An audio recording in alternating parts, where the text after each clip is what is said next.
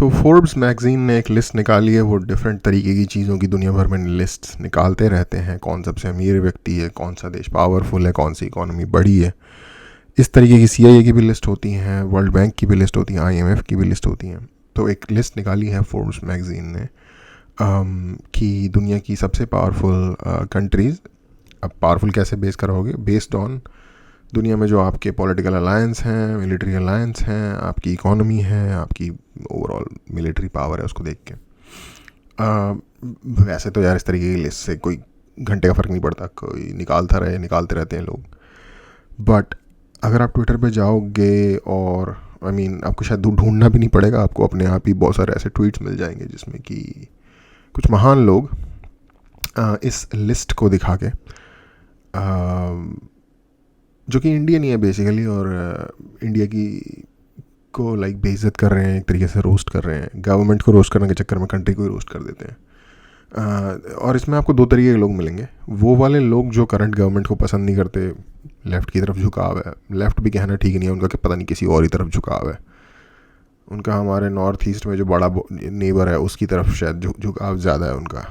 तो अगेन एक random list जिसका कि ऑन ग्राउंड कोई कितना एक वो है, वो बनता है, वो करते हैं बात, लेकिन मौका छोड़ते नहीं है अपनी खुद की कंट्री की बेइज्जती करने का, जहाँ पे कोई वजह बन भी नहीं रही। इंटरनेशनल प्लेटफॉर्म पे इंग्लिश लैंग्वेज में अपनी कंट्री की अगर आप खुलेआम इस तरीके से बेइज्जती कर रहे हो, और अपनी कंट्री मैन की भी, जो आपसे डिफरेंट पॉलिटिकल राय रखते हैं, और वो भी कोई जायज़ वजह हो ना, जिससे कि कोई बड़ा कॉज होता हो ठीक, वो भी नहीं है, एक टुच्ची बात। एनीवे, वो लिस्ट देखते हैं और करते हैं थोड़ी बात। टॉप 10 की बाय द वे, और करते हैं थोड़ी बात। तो ये बेसिकली वो लिस्ट है। US, चाइना, रशिया टॉप 3 में है। उसके बाद Germany, United kingdom, south Korea, France, Japan, Saudi Arabia, UAE। ठीक है। उसके साइड में उनकी पॉपुलेशन और इकोनॉमी का नंबर बताया हुआ है। फॉर एग्जांपल US की 26.97 ऑलमोस्ट $27 ट्रिलियन की इकोनॉमी है, और 339.9 मिलियन की उनकी, ऑलमोस्ट 340 मिलियन की उनकी पॉपुलेशन है। और इसी तरीके से उन्होंने बताया है पूरा अपने एंड तक। तो अगर कोई जिसके अंदर थोड़े बहुत 12वीं तक की पढ़ाई अगर किसी ने ठीक से की हुई है, 12वीं तक की पढ़ाई, तो इतना समझ आ जाएगा, क्योंकि ये GDP और पॉपुलेशन को रख रहे हैं मेन पैरामीटर के तौर पे, तो आपको दिख जाएगा कि ये पावर इससे डिसाइड नहीं होती। और भी चीज़ें ऑफकोर्स इन्होंने रखी हैं, लेकिन यहाँ पे इनके सबसे दो बड़े जो फैक्टर मुझे पर्सनली नज़र आ रहे हैं, वो पॉपुलेशन और उसके हिसाब से। सबसे पहले बात कर लेते हैं कि किस तरीके से इस लिस्ट पे हमारे बंधुओं ने जो है वो, हमारी कंट्रीमैन, हमारी देशवासी हैं बहुत सारे, कुछ मैं इस तरीके की बातों में डायरेक्टली पाकिस्तान को कॉन्वर्सेशन का हिस्सा नहीं बनाना चाहता एज ए सब्जेक्ट, बट कई सारे लोग हैं वहाँ से भी, जो हमारे लोग भी हैं, जो मुझे उनका भी एटीट्यूड ठीक नहीं लगता कि जो भी पाकिस्तान के अंदर हो रहा है उसके ऊपर कमेंट करके उनके ऊपर हंसी उड़ाते हैं। मुझे कोई पसंद नहीं है। Let them handle their own business, और हम अपना बिजनेस हैंडल करना चाहिए। और वहाँ के भी कुछ लोग ऑफ कोर्स ऐसा ही करते हैं। अब पर क्या करें, अब है ही दोनों साइड में खूबसूरत किस्म के लोग हैं। तो एनीवे, इनका कहना है कि 10 मोस्ट पावरफुल कंट्री की इकोनॉमिक और political influence, strength in international alliance and impactful military power. Why world famous विश्वगुरु लेफ्ट आउट?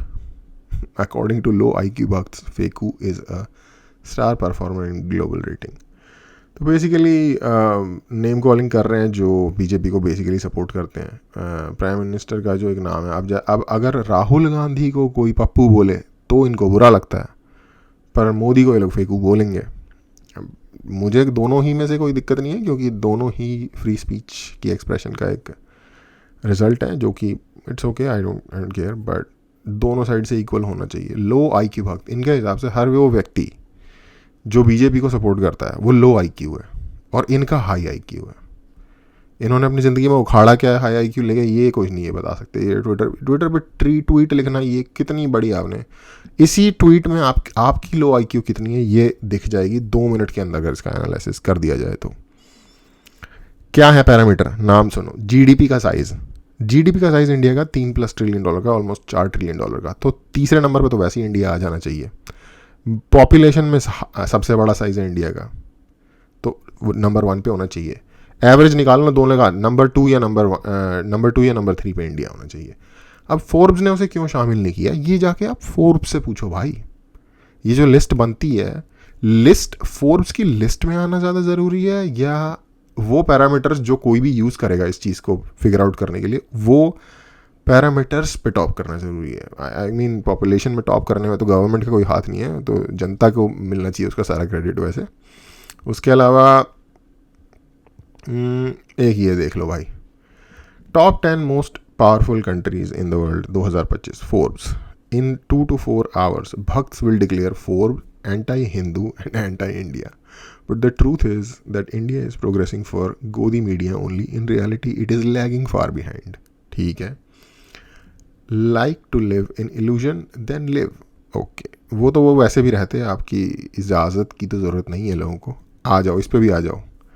इसमें भी सेम पैरामीटर्स हैं, जीडीपी और पॉपुलेशन, रीजन पता है उसके अलावा, और नाम ऑफ कंट्री को तो उससे फ़र्क नहीं पड़ता। जीडीपी के मामले में इंडिया ऑलमोस्ट $4 ट्रिलियन की इकोनॉमी है, तो 5वें नंबर पे आना चाहिए इंडिया को। सॉरी, मैंने शायद ऊपर वाली लिस्ट में नीचे वालों को नहीं देखा, बट इन्होंने रशिया को बताया है कि तीसरी सबसे बड़ी पावरफुल कंट्री है। मैं भी एग्री करता हूँ टू सम एक्सटेंट। हालांकि आज के समय में थोड़ा सा ये अब ना ज़्यादा से ज़्यादा विवादित होता जा रहा है ये क्लेम। पर यूनाइटेड किंगडम से हमारी पॉपुलेशन भी बहुत बड़ी है, जीडीपी भी बहुत बड़ी है, आर्मी भी बहुत बड़ी है, तो वो पावरफुल कंट्री ज़्यादा कैसे हो गई? जस्ट बिकॉज वो परमानेंट यूएन की परमानेंट सिक्योरिटी ग्रुप का मेंबर है। यूएन की कोई 2% की औकात नहीं मानता जो करने वाला है। इजराइल नहीं है उसका मेंबर, जो करना है करता है, ठीक है। अब जाके उसने जो ये सीज फायर किया है ना, वो यूएसए जो कि उसको सपोर्ट देता है, उसके सपोर्ट की वजह से किया है कि उसका सपोर्ट ना हट जाए। तो ये, और अगेन साउथ कोरिया इंडिया से आधी इकोनॉमी है, और आधी, और like I don't know 5% India की पॉपुलेशन भी नहीं है इनके पास, और ये कंट्रीज एक्सटिंक्ट होने के कगार पे हैं जो इनकी डेमोग्राफी की हालात हैं। सेम रशिया के साथ है, सेम ट्रू साउथ कोरिया के साथ है, जापान के साथ भी यही प्रॉब्लम है। सऊदी अरेबिया की 1 ट्रिलियन की इकोनॉमी है, 3-3.5 करोड़ लोगों की पॉपुलेशन भी नहीं है, ठीक है। 1 करोड़ की पॉपुलेशन नहीं है इसराइल की। तो मैं नहीं कह रहा कि ये एंटी हिंदू है, एंटी वो है, मैं बस जस्टिफिकेशन मांग रहा हूँ। इस लिस्ट को जस्टिफाई कर दो कि इजराइल इंडिया से पावरफुल ज़्यादा कैसे है, साउथ कोरिया ज़्यादा पावरफुल कैसे है, जापान ज़्यादा पावरफुल कैसे है। जापान का यूएसए के साथ सेफ्टी अलायंस है, वो एक अलग बात है, लेकिन ओवरऑल कैसे ज़्यादा पावरफुल है, सऊदी अरेबिया कैसे ज़्यादा पावरफुल है।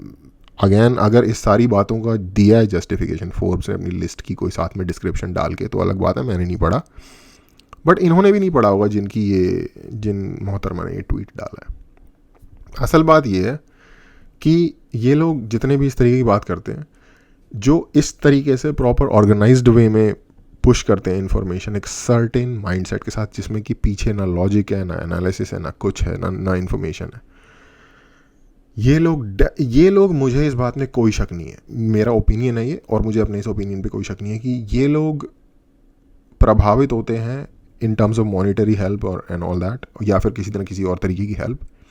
अब जैसे लल्लन टॉप है, एक मीडिया चैनल है, यूट्यूब पे एक चैनल है, आप के अंदर अगर थोड़ा सा भी चीज़ों को कॉन्टेक्स्ट में देखने का होगा आइडिया, या आपने पढ़ा होगा चीज़ों के बारे में, तो आपको रियलाइज हो जाएगा ऐसा हो ही नहीं सकता कि इस ऑर्गेनाइजेशन को सोरोस टाइप की ऑर्गेनाइजेशन से फंडिंग नहीं मिलती हो। सोरोस से ना मिलती हो, किसी और से मिलती हो, यूएसएड से मिलती हो, किसी से भी मिल सकती है, लेकिन वो कंट्रीज़ जो इंडिया की गवर्नमेंट के बारे में जो जनता है, उनके अंदर एक इनसिक्योरिटी, उनके अंदर एक नेगेटिव भावना क्रिएट करना चाहते हैं, उस तरीके की ऑर्गेनाइजेशन का पूरा पुश है।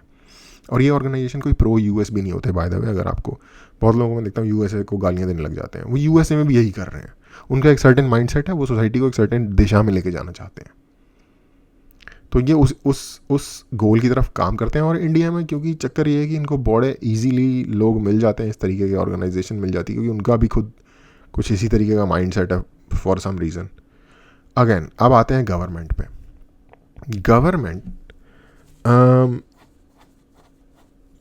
की बुराई आप कर सकते हो। गवर्नमेंट की ने बड़े सारे ऐसे काम किए हैं जो उन्होंने मतलब आप जिनके ऊपर उन्हें आप कॉल आउट कर सकते हो, और जो कि एक्चुअल में एक इंडिविजुअल इंसान की ज़िंदगी पे नेगेटिव प्रभाव डालेगा, राइट। जो पोल्यूशन के ऊपर गवर्नमेंट कुछ नहीं कर रही, जो अभी स्मॉग वगैरह फैल गया था, इस तरीके की चीज़ों पे गवर्नमेंट के ऊपर आपका कंटेम्प्ट बनता है या फिर गवर्नमेंट को आपको क्रिटिसाइज़ करना बनता है।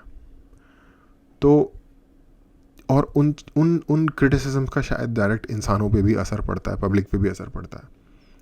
पर ये जो चीज़ आप क्रिटिसाइज़ कर रहे हो ना यार, फोर्ब्स की लिस्ट से किसी को घंटे बराबर फ़र्क पड़ता है, मेरे को बता दो ये बात आप।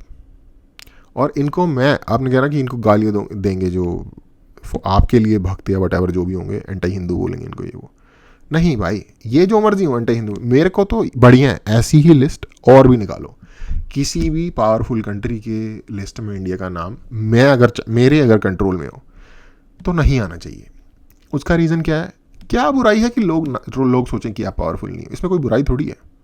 पावरफुल होना और पावरफुल होने की लोगों के अंदर अंडरस्टैंडिंग होना, ये दो डिफरेंट चीज़ें हैं। पावरफुल होने को मैं सपोर्ट करता हूँ, बट दुनिया को सबको पता होगी हाँ भाई ये बहुत पावरफुल कंट्री है, बहुत पावरफुल कंट्री है, ये कोई नेसेसरीली अच्छी चीज़ मेरे हिसाब से नहीं है। नॉर्मल दिखना भाई, टॉप 20 में आ रहे हैं, 10 में नहीं आ रहे तो 20 में आ जाएंगे, कहीं पे भी आ जाएंगे भाई। क्यों इतना ज़्यादा, क्यों उड़ उड़ के? हमारी कंट्री में बड़ी बड़ी प्रॉब्लम्स है भाई, हमें बहुत ज़्यादा गरीबी की प्रॉब्लम सुलझानी है अपनी कंट्री में, एनवायरमेंटल इश्यूज ठीक करने हैं, इंफ्रास्ट्रक्चर बिल्ड करना है, बहुत सारा काम है हमारी कंट्री में। हमें अपनी सोसाइटी को एक सेम टाइप ऑफ अंडरस्टैंडिंग के ऊपर लेके आना है।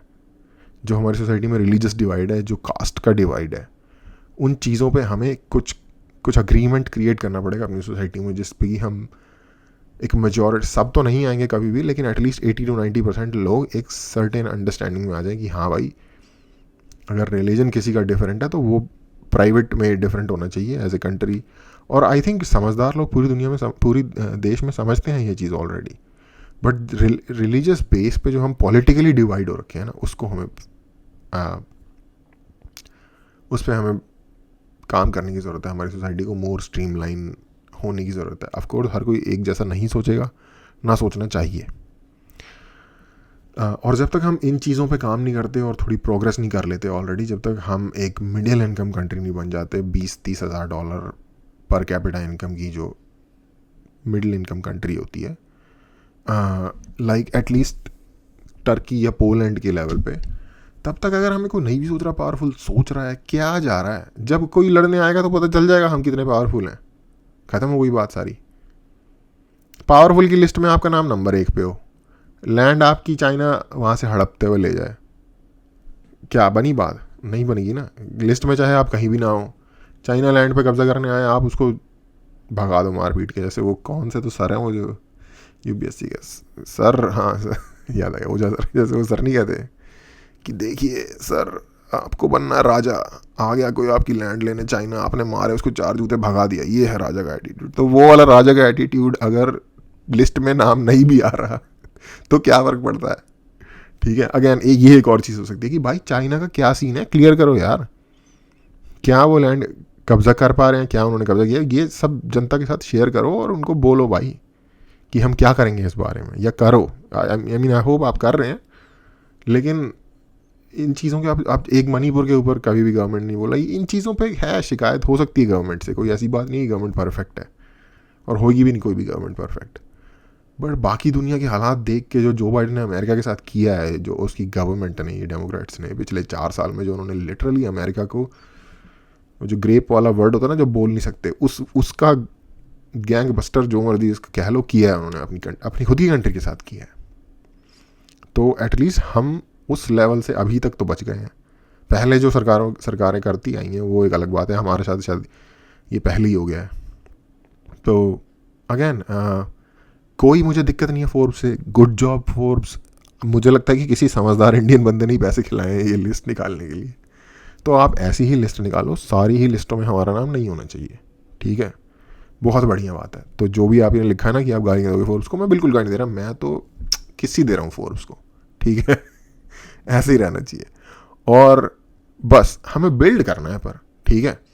आज ही मैं एक जियो पॉलिटिक्स का एक चैनल है कैस्पियन रिपोर्ट, मेरे को बहुत पसंद है, बहुत लंबे टाइम से मैं फॉलो करता हूँ उस चैनल को।